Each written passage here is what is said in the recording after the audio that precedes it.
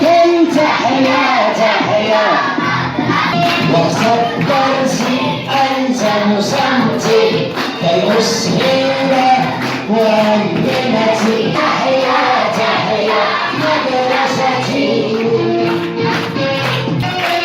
بعد الحصص وقت الراحة لا أرضي شيئا في الساحة بعد الحصص وقت الراحة لا أرضي شيئا كنت حياة تحيا كنت حياة تحيا مدرستي قيمتي شفتي النصبة كي تشمع لغتي النصبة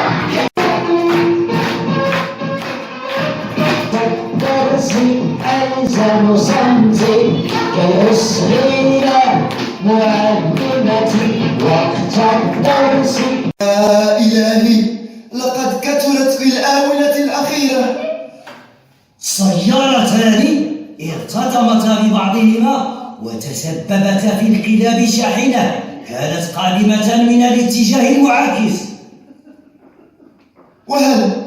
وهل الضحايا بقوا أحياء أم ماتوا؟ لا أظن أنهم أحياء لأن الدماء كانت تغطي كل مكان الحادث وعدم احترام إشارة المرور هي السبب الرئيسي. فعلا هي دائما نفس الأسباب. يريدون مراعاة مخاطر الطريق ولا لإشارة المرور. أيها السائقون احترموا قوانين السير وحافظوا على الحياة.